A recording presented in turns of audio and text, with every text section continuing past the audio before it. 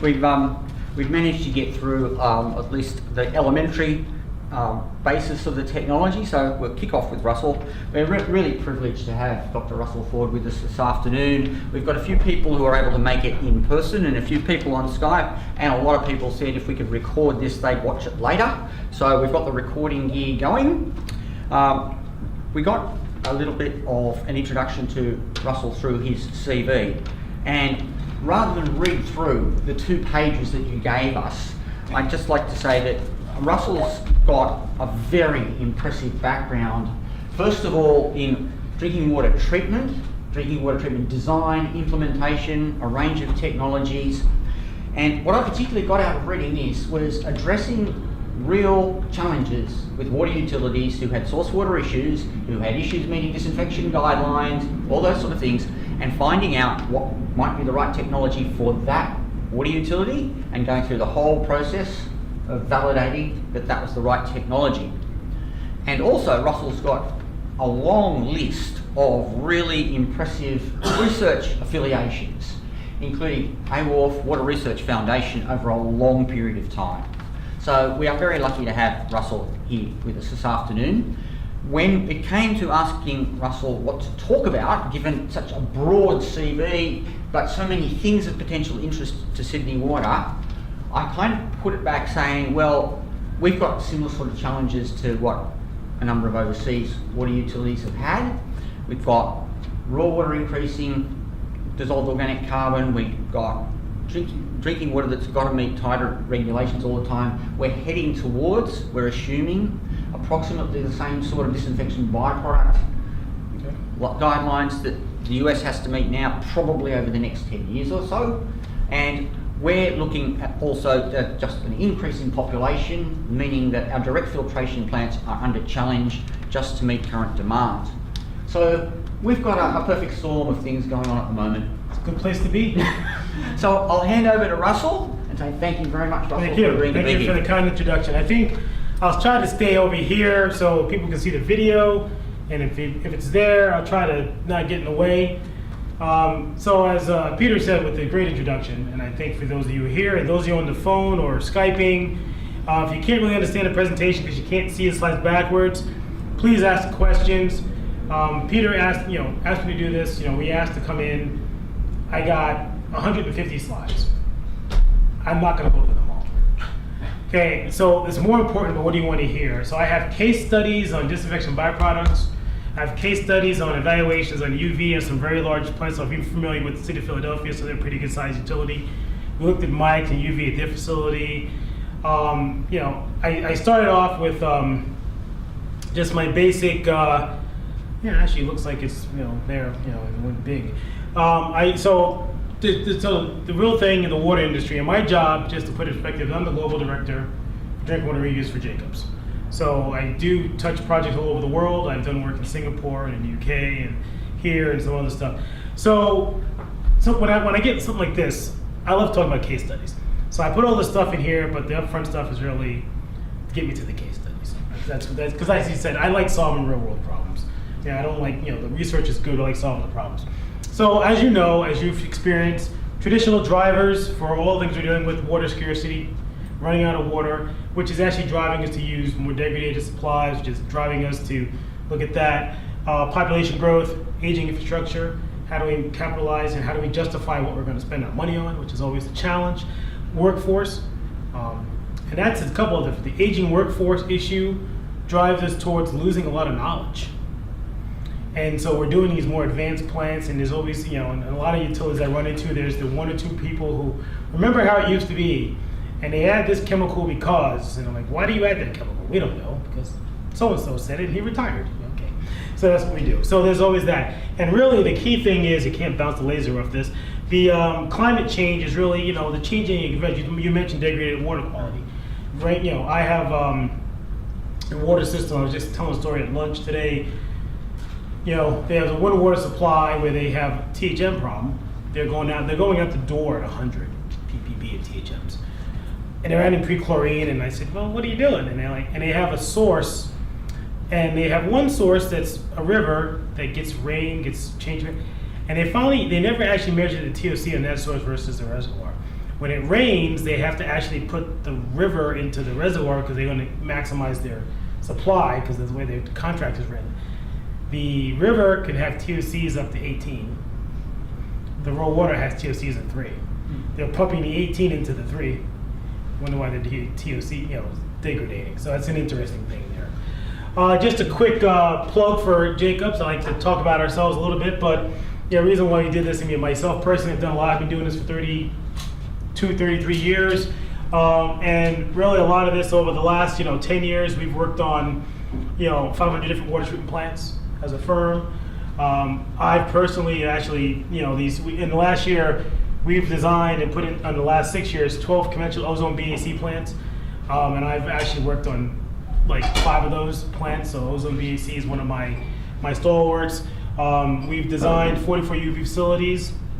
And in addition to, we actually led the startup for New York City's CAT-DEL UV system. So that's 1.3 billion gallons a day. So it's, figure it out about, 6, billion liters a day. It's a lot of water. It's a huge facility. And I actually, if you've never seen it, I have some pictures I can go dig up. It's like the reactors are just, it's 100 large pipe going into a very big facility. We did cedar, we did a lot of UV, which is coming back. Reverse osmosis, we're very involved in that. Reuse, in 2015, we were awarded the Stockholm Award for reuse, which is like the Nobel Prize for the advances in reuse that we've done since 1970s and working on some basic, when reuse wasn't really reuse, which is for advanced facilities to direct potable. So the kind of things we do. Future trends, I had a lot of things here, and I figured I'd just try to talk, and by me, if there's a question, am I on the phone, if there's a question, please, I'm on Skype. Climate change planning, interest in regulated contaminants, district system water quality, treatment of alternative supplies, and then trends and multiple barriers, which is really all the case studies are sitting. So we can kind of get there. Obviously, the biggest challenge we have right now is, this is a North American map, but it's happening everywhere. You can flip it upside down, and it's kind of like Australia if you take the North American and flip it upside down. Climate change, water quality, algal issues, more blooms, turbidity, organics, extreme fires issue messing with the watersheds. Right, you guys have had a fair amount of that going on down here. Floods messes with the organic content, and what happens in the water. This is when you get floods. So you look at, I'm going to double this back to treatment, drinking water and organics. The nature of the organics change. The molecular weight of the organics change. The charge in the water changes. So when you start getting floods and things, and you think you're getting the same TOC, you're not. And in your old regime for treating, if you direct filtration plants especially, it's all about getting that stuff out in the filters, and you can't do it. And you're chasing yourself, and you start adding different polymers, you start running around. And it's like put a lot of DAF plants in for dirt filtration plants. One question. But when the TOC changes, is it a change in concentration plus nature, or is only concentration of the TOC that is changing? So what I've seen is it's the nature of the TOC. So the disinfection byproduct forming the small molecular weight. Yes. Right. And if you get a river source that has a lot of leaves and tannins and humics, and then they just react differently to the coagulants. So the molecular weight speciation changes. So if you've never speciated your water in terms of low molecular weight, medium, high, it's good to get a handle on that, because when you get all this rain coming in, you start realizing, and what happens, coagulants chase the larger molecular weight organics. The low molecular weights form your disinfection byproducts, but you get some of them out in coagulation, but you don't get them all out. So as we talk about, some different process. When we use ozone, we knock everything down to small particles and get them out of there. So that's what happens. And so you've got to look at the nature. And then I've seen my coagulant doses change and the charge change. So I'm like, I'm thinking I'm adding the right coagulant. All of a sudden, TOC is the same, but I'm not getting any flock. So whoa, what happened? I got some more, charge in the water. I got to get neutralized. So that's what happens there. So that's what we talked about here. I'm going to get to the case studies, but this is an interesting case. This was on the AWA cover, but Toledo, Ohio, in New York, in the U.S., they had a major algal event back in 2014, I believe it was, and they had to shut the plant down.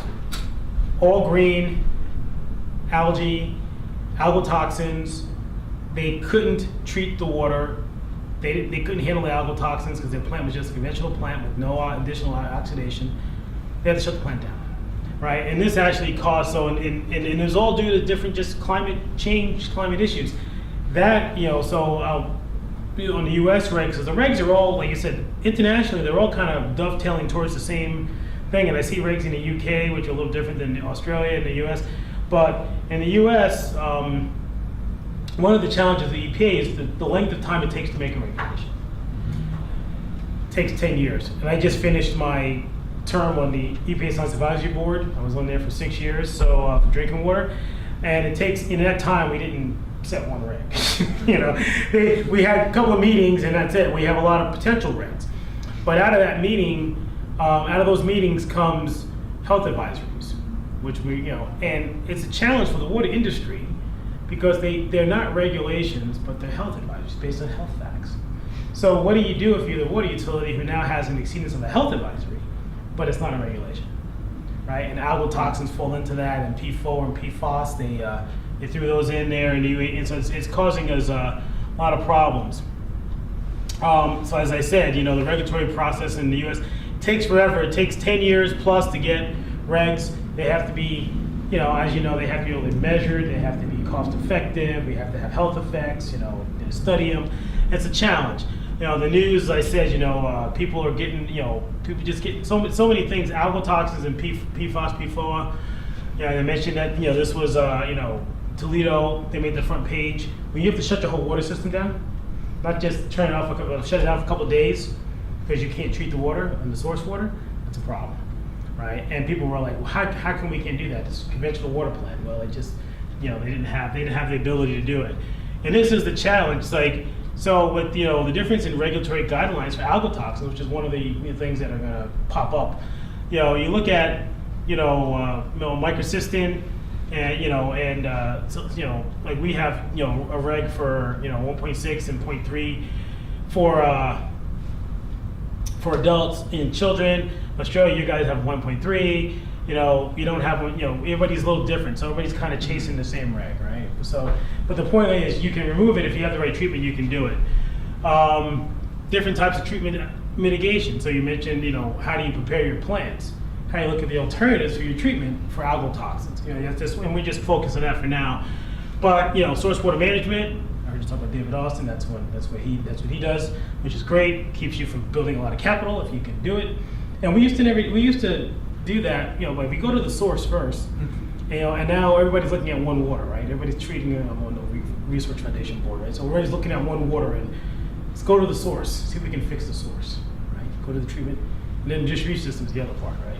So this chart here, if you can pre-oxidize, you can handle algal removal. You can see when we have ozone BAC, it handles algal toxins and taste and odor control.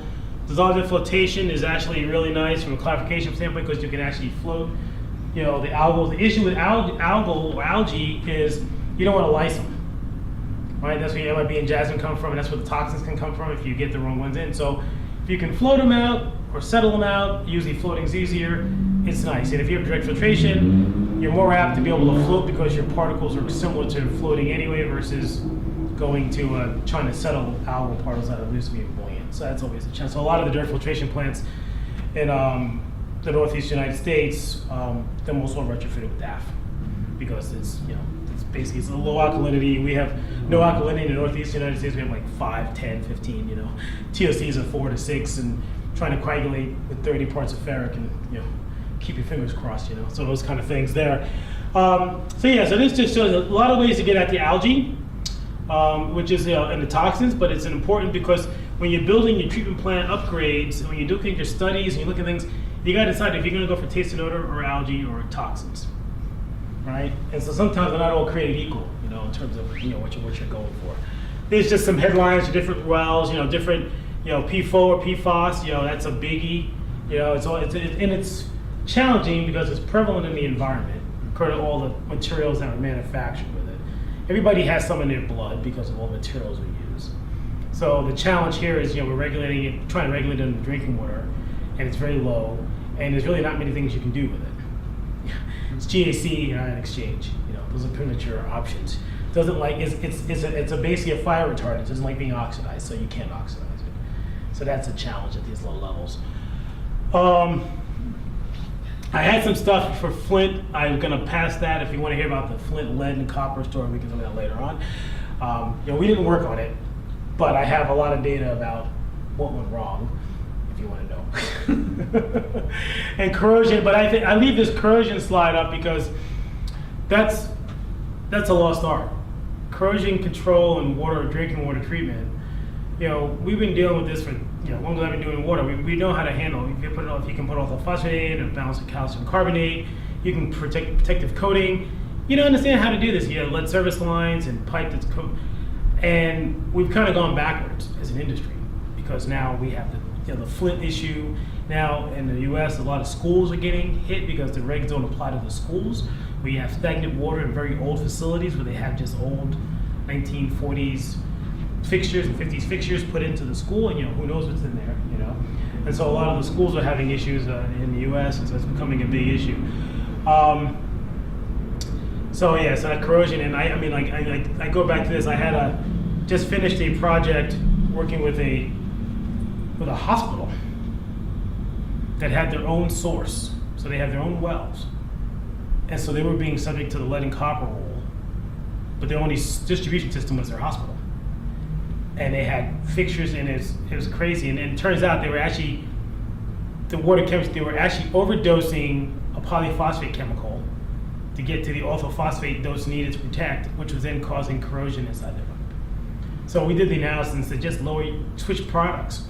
That was it. I felt like a hero, but it's like they were the wrong person. The water chemistry. It's the water chemistry, and that one, I feel good because we happen to have Vern Stoik. I don't know if you know him, but if you know the Stoik and Jenkins book, well, we have Vern on retainer, so if I can't answer it, I go to Vern, and if he says I'm right, I feel really good about myself because ooh, I got that right.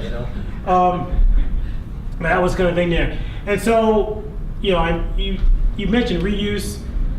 I got some slides here. I got some discussion here. So one of the things on my drinking water reuse purview. So under my goal is I'm surface water treatment, groundwater treatment, membranes, reuse, and master planning, and desal. So all those guys, I have global leaders that work for there. So some of them are truly experts in this, and I'm more of an ozone BAC guy and a conventional guy. But I do know, I defer to them with some of these things here. So I threw some stuff in here. With this, our standard slides for, climate change, and it goes back to degraded sources, goes back to water scarcity, right? And when, some regions we just don't have the water, you want to use it. Okay, no problem. You can watch the recording. I will. Let me watch it too and see how I look, So I think the big thing is, and I was talking to somebody today, so the Water Research Foundation, which is now all combined in the Americas, so the Water Environment Research Foundation, we all became one big happy family this past year. The one thing we're doing about water research, reuse, is stop calling it reuse. Okay, it's augmentation. So if it's source water augmentation or water augmentation, it's no longer a reuse. So that's like one of the things, and you'll see in a couple of slides here. So indirect potable reuse, it was a kind of, was everybody had this wastewater plant, you put it into the river upstream somewhere, there's a water plant, they didn't take downstream, nobody cares about it. You're indirectly reusing your water, but you have an environmental buffer, right? Which makes people happier about that. Why is that graphic doesn't, all right, something happened to the graphic. Okay. Graphic went out of order. This is supposed to be there. Direct potable reuse is going right from the wastewater plant to the plant, to the water, right? You guys have had some experience of that down here in the Australia region and looking at various things and but I think the most important thing is, you look at this, you have indirect potable reuse like wastewater plant, river, water plant, the de facto indirect reuse. Surface water augmentation, right? And these are some of the projects that we know that are doing them. Wastewater plant to an advanced water treatment plant, wastewater treatment plant, goes to a reservoir, then goes to a water plant, right? So you're kind of doing a high polishing treatment here, and then you go into the reservoir, so you have another environmental buffer, which is the key, and then you go to the water treatment plant. So people the water is the water, right? Groundwater recharge, A spreading basis, which is what we're doing down in a lot of different places now. Wastewater plant, you can get an advanced water treatment plant. You can even bypass some of it. You can go reject into the ground if you can. You can use the ground for spreading. You can use the ground for recharge, stop seawater intrusion, whatever you want to do. And you can pump it out at a later date and do that. And the last, and via direct injection, which is groundwater, which is the same thing, is like doing that and just pumping it in and then just pumping it back out. And so you can use the environmental buffer conditions. So Orange County, California does that pretty well. This is a listing of all the potable reuse projects that we know are going on or have been implemented in some way, shape, or form. And the ones highlighted in orange are the ones that we've actually touched in some way, shape, or form. So about 8 of those, on the list are, we've been actively involved. So my guy Larry Schindler, who's my reuse guy, and Jim Legier, my desal guy. They definitely can provide input to any particular issues and the nuances of what's going on with reuse. The regulations for reuse are challenging because nobody's on the same page. How much virus, how much crypto, how much Giardia you need to get, right? So everybody get different, pathogen, multiple barriers are important. The regulations are risk-based. It's a big challenge. So this chart should not be a build. So nitrogen levels, you can see this is just in the North American market alone, the US, and California is really leading the way for us on the North American market, and they've actually invested a lot of money because they want to go direct potable by 2019, 2020, they want to be direct potable. So solids, turbidity levels, those make sense. This is where we get interesting. Organics, right? So UOS is a plant that was built in the early, mid-70s. El Paso's going direct inject. Florida, they're looking at using 3 milligrams per liter of tox as a level for controlling organics. If you can get less than that, some people, California, they want less than 0.5 milligrams per liter of TOC in the water before you re-inject it, right? And that's their goal. And they've decided that under different reasons. So they've decided that. So that's a challenging there, and that's a huge driver. Pathogen removal, multiple barriers. But you can see here, and this is just in one country, right? California wants 12 log removal of viruses, 10 of crypto and Giardia. Whereas in Texas, we can get 8 log removal and 5.5 and 6, and you can have a direct potable reuse system. So what's the standard? What's it going to be here in Australia, right? What's it going to be in the UK? What's it going to be in, we have to come up with a reason as to what the level is. And so I'm going to blow through this. The source water, real quick. I'm going to get you to the ozone BAC case study, which I think is what we want to focus on, right? But so the issue with source water and reuse is wastewater plants, as you know, you can't control what you get. So if you're using that as your source, like a regular spot, you still can't swell. But when you get high swings in nitrites or nitrates or ammonia, things like that in the catchment, it's challenging for your reuse plant. So that's so source water, so if you measure your wastewater plants and you look at different things and you start to see what's going on, the water quality changes a lot, and that'll impact how you treat your drinking water. So I'm not going to spend variable, I'm not going to go through that. Yeah, we have a big discussion on that, but I want to get you to. We talked about goals, finish water quality goals, we talked about that. So this is really where the crux of the direct potable reuse market has been going. There's been a long driver to get that 12, 10, 10. You have to use reverse osmosis. So you have a concentrate stream you have to get rid of. Right, so MF followed by reverse osmosis, UV advanced oxidation, inject your water. That's a direct potable system. That's as we call it, the coastal California approach. The coastal approach, we can get rid of your RO concentrate. The inland approach, which we've been working on, is conventional treatment, ozone BAC, then followed by GAC for additional absorption of compounds, UV. That approach is what Hampton Roads Sanitation District is using to push about, it's one of the projects in there, but to push about 400 MLD into the ground. They're going to use it eventually to do that into the ground. They're going to use their wastewater plants. This has been studied, so this doesn't have the concentrate issue.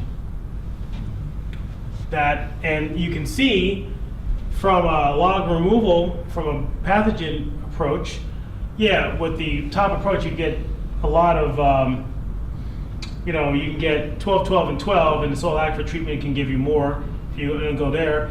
But here you can get 9 to 16, you know, you can get close, you can get above, you can get 12, 10, and 10 if you need to, with coagulation settling, ozone BAC, UV, chlorine, you know, soil aquifer treatment if you want to do that, if you want to take credit for removal in the ground. So this is the big debate, is a lot more research is being done on this inland train now because it doesn't have the residual, doesn't have to concentrate. So if you can take a stream and do this, you know, you can actually meet your goals, protect against viruses, try to your crypto, remove organics, do that and not have to deal with concentrate, which is a big deal. So yeah, you can see that there. I'm gonna blow through this for a second. One of the things that people have brought up too about moving away from membranes is the potential to save on energy costs. Yes. So they're weighing that as well. Yeah, and that's part of the triple bottom line approach in direct potable reuse is if you can go, UV is, you know, you need UV, but now if you got ozone and BAC, followed by GAC, followed by UV, the UV is, you know, you're not doing AOP because you're doing it in ozone, so now the UV is just for disinfection. Yeah. So it's much smaller too, versus UV AOP followed by the, you know, UV AOP, the reactor is much larger, right? And then your RO is a lot of power, big power hog, you know, and concentrate disposal. So we're trying to get rid of that. And then this is the big thing is, you know, this 0.5 milligrams per liter DOC requirement in California. The question is that the right way to regulate, you know, your plant? So there's been a lot of research going on in the WRF project 1504, looking at, you know, how much we can actually measure and what do we get by measuring the disinfection byproducts if we get lower, and if we can get less, do we need to be at 0.5 milligrams per liter DOC? Yeah, because that's what we're trying to avoid. And looking at the bioassay work, so there's a lot of stuff going on there. I'm gonna go past this, unless you guys want to. I'm gonna get to the cost, and then by the way, the GAC train is cheaper than the RO-based train on both O&M and capital, just in general. Those are US dollars, but gives you an idea that there's a substantial difference in cost. So one thing I mentioned, you know, just want to reuse, the other issue is environmental buffers versus engineered storage buffers. So you hear people talk about if you can go to a reservoir, a lake, a stream, put it in there, pump it back out, go to the ground, no harm, no foul, nobody sees it, it goes through. But if you don't have that ability and you want to go truly direct potable, do you still need a buffer? And one of the things they talk about is, you know, I was talking today is, do you operate, who operates the direct potable reuse plant? So water plant is a wastewater plant. Which licenses do you need, right? What happens if they make a mistake? You know, now they're going direct potable, they make a mistake. I mean, a water plant makes a mistake, you can catch it, but if you make a mistake, something doesn't disinfect, you send that water out, or you're going to contaminate something. So a lot of discussion about, that's why the environmental buffer works well.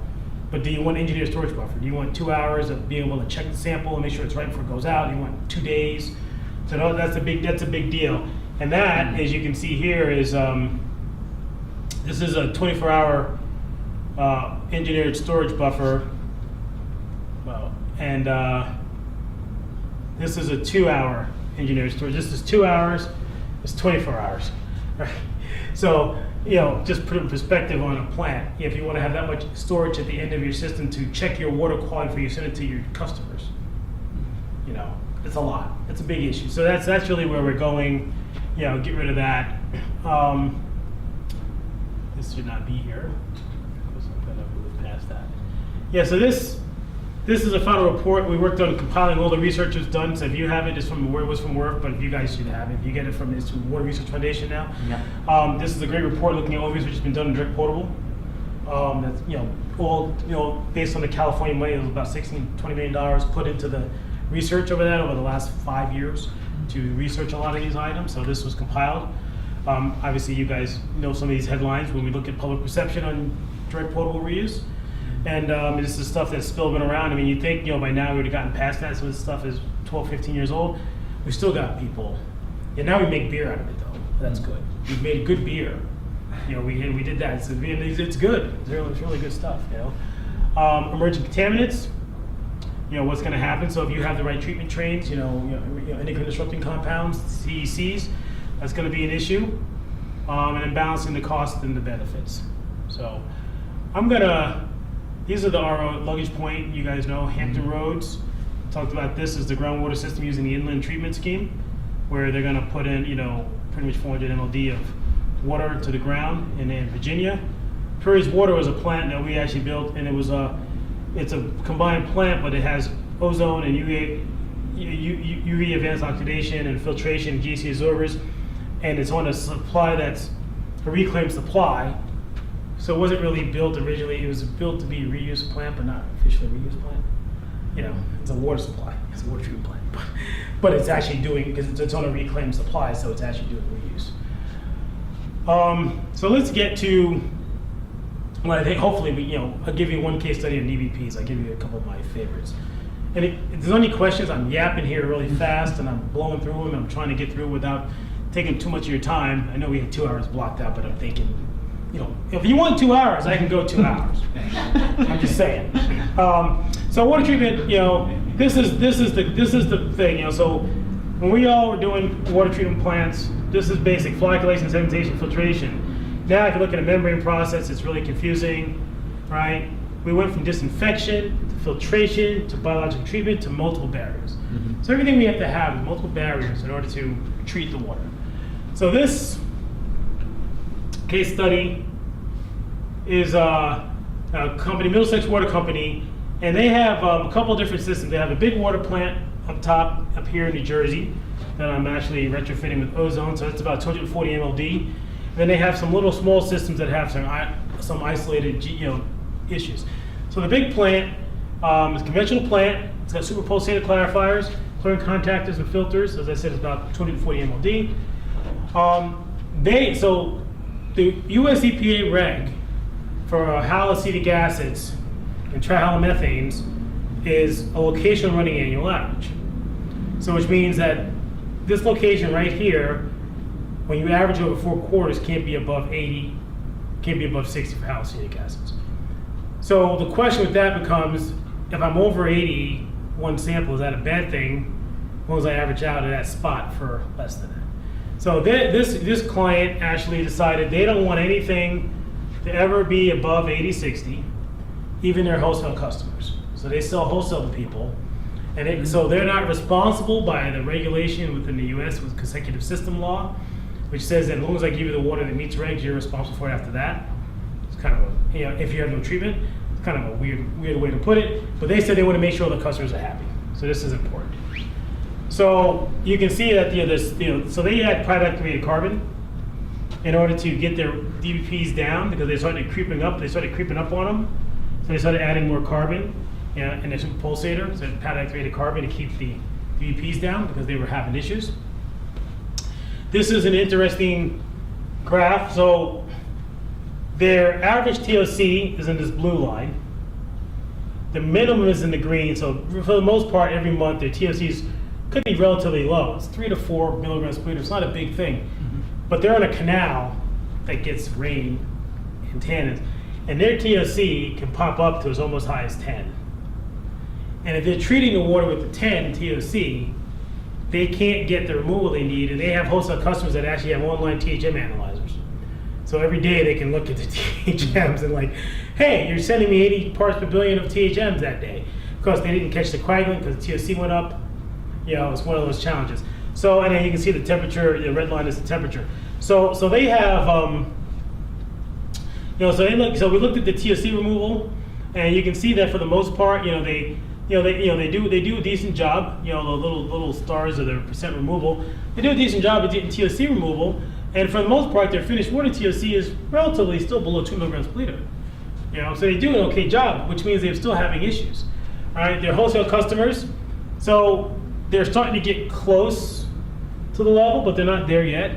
But they're starting to get close. Haloacetic acids, they were having problems.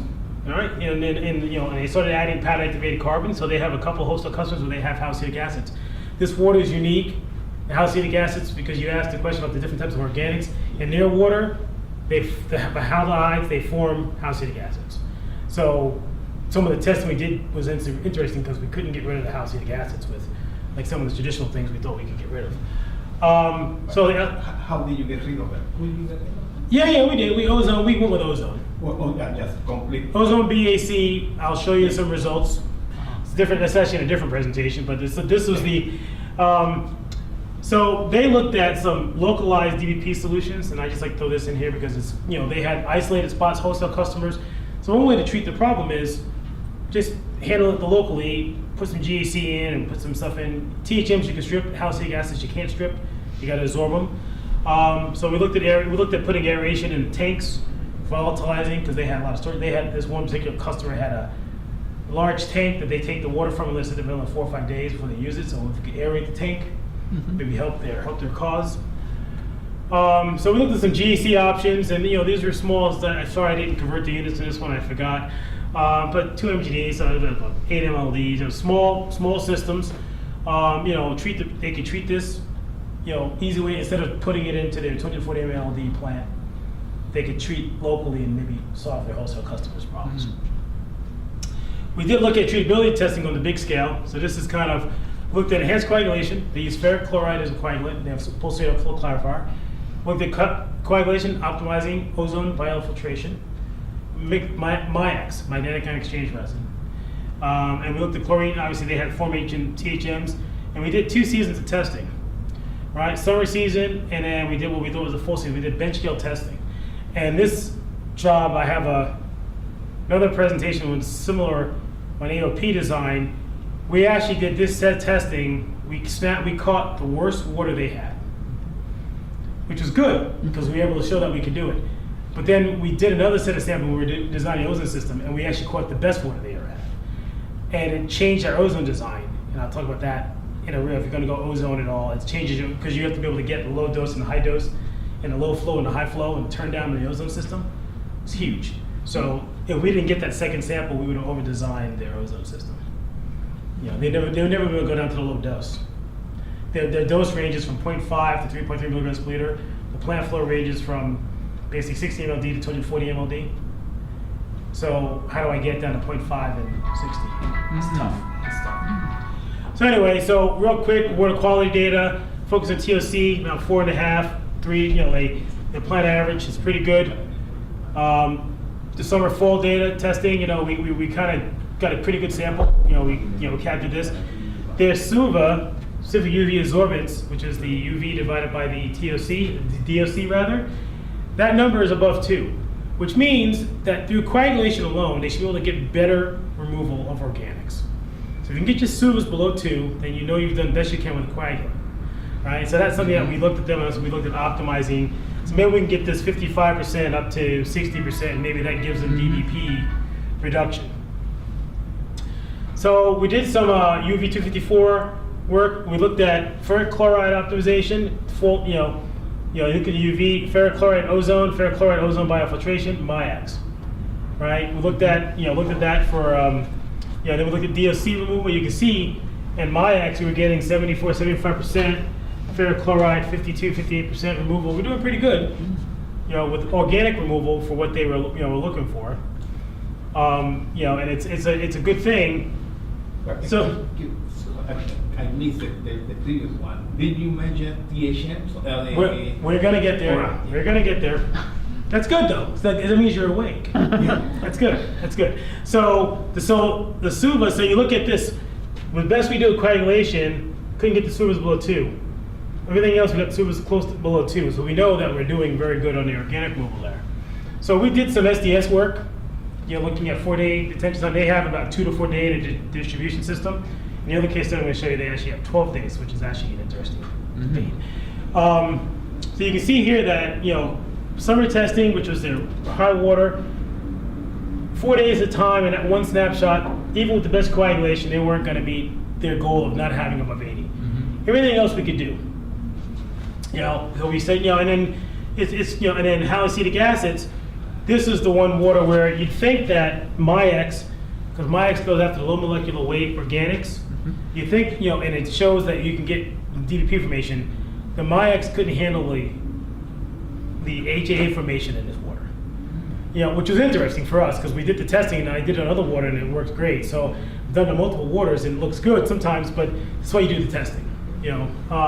So ferric chloride, ozone, and biological filtration, and house gases look like it's gonna be pretty good. So we wound up going there. Now, what I did, which was unprecedented at the time, is Gary, Amy, and Sohn have a model out. It's been published. It's published in 2004 for DHM, house gas information, and water supplies.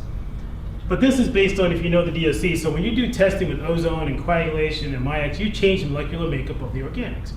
So I decided, let's take that form of the model and take the bench work we've done and develop coefficients to calibrate this model to my bench work. I did SDS work. I had data points 2 days, 4 days, 6 days. I had all the data. So I developed this model form with coefficients on each side so that I could get it to tweak and for each season, and actually the coefficients didn't change. So now we had a model that if I said I was using MIAX, I could predict the MIAX over 4 seasons, different TOC, because I know how it's going to change, versus ozone BAC versus coagulation. So we did that, and what you can see here is we predicted the LRAAs, and just to jump to the fun part, they're doing pilot testing now. We're building the plant. The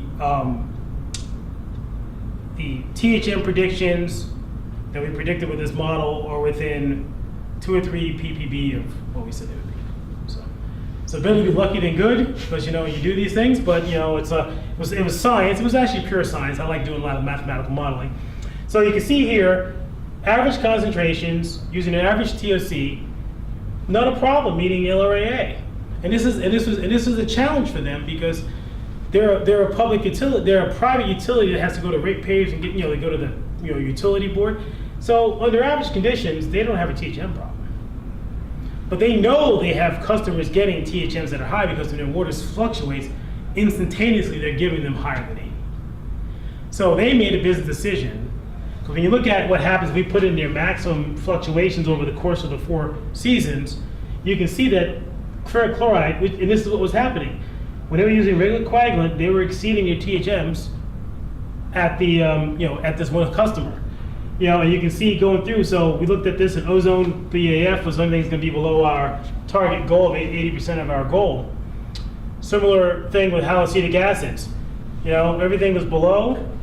When you look at the maximum concentration of organics, wow, right? And then if you look at the MIAX projections, so ozone BAC in this particular case, the only thing that we could predict that could actually meet their goal for organics and not have an exceedance of 80, 60, at all.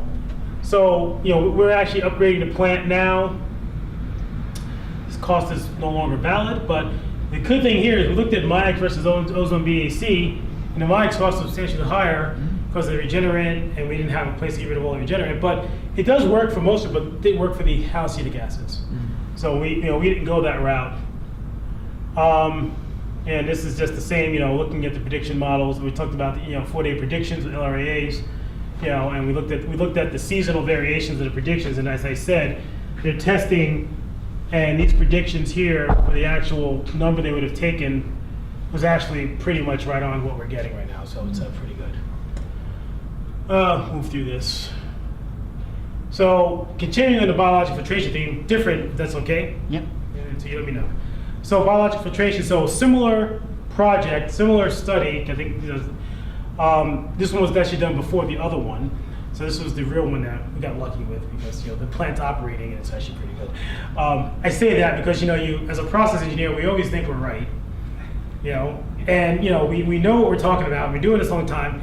You use science, you use pilot testing, you use your gut, and then when you build it, you want to make sure that it works, right?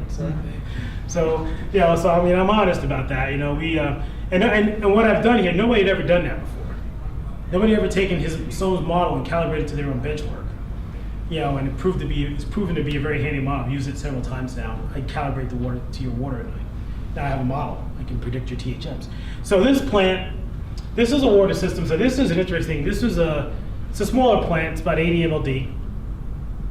They're on the Hudson River. If you know New York City, New York State, Hudson River, so it's an interesting water supply. Tidal up to one portion of it, so it gets some tidal fluctuations, things of that sort.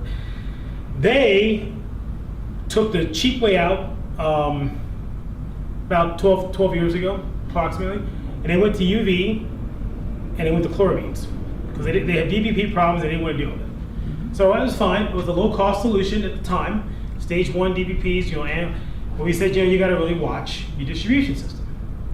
Yeah, whatever. They have a lot of old online cast iron pipe, blah, blah, blah. Yes. Well, this is what happens when you chloraminate a system with old online cast iron pipe. You don't flush the system properly, and you don't up your chloramine dose when the water gets warm. You get nitrate, you get nitrification. Right? Nitrate is a good indicator. Anything above 0.1 means you have a problem going in. And once you have a problem, you really can't recover unless you burn. Right? So they had 2 seasons, in 09 and 10, nitrification problems, and they finally said enough's enough. We can no longer deal with this. This is the turbidity that their customers were seeing in the distribution system because of the pipe.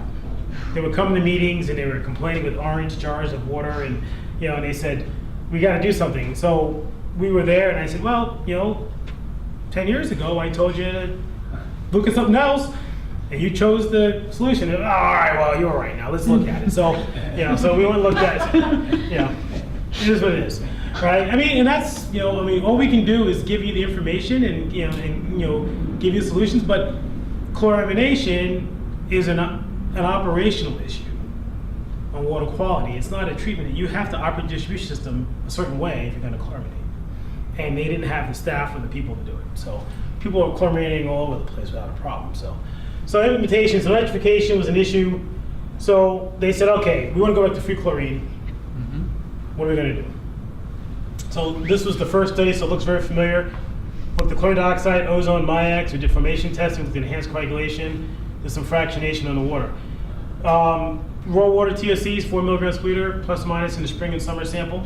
Right, so pretty, not a dramatic organic load by any means, but this one they could have up to 12 days of detention time in their system. That's a big difference. Right, so we look at the TSC removal. We did bench work, like I talked about before, below 2 milligrams per liter TSC a lot. Different types of treatment. G'day, sorry for being late. We're just on the second stuff. I feel bad sitting right at the back like this.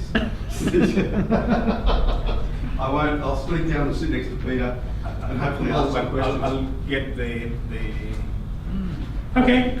Thank You wait 2 minutes. This one's actually really good. Okay, right.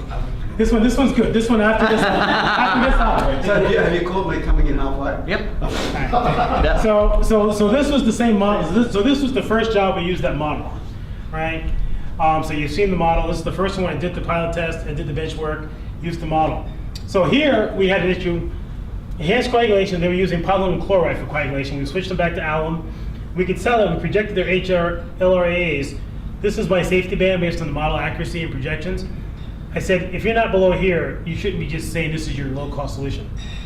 Chlorine dioxide, 10 days at time, potentially a problem. Chlorine dioxide was cheaper. So I explained to them, you already went the cheap route once. And now here we are again. Maybe you don't want to go the cheap route, right? And then we did the haloacetic acid projections. Chlorine dioxide forms more haloacetic acids.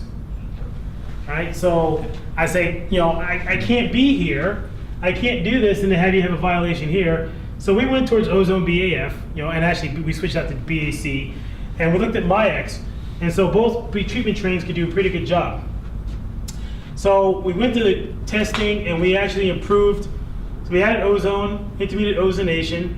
I'm going to get to the real fun part. We use carbon dioxide for pH control because we need alkalinity in the water. This water only has like 25 parts alkalinity, 30 parts, and then they actually have to add sometimes 60, 70 parts of alum or something like that to get their organic removal in addition to ozone BAC.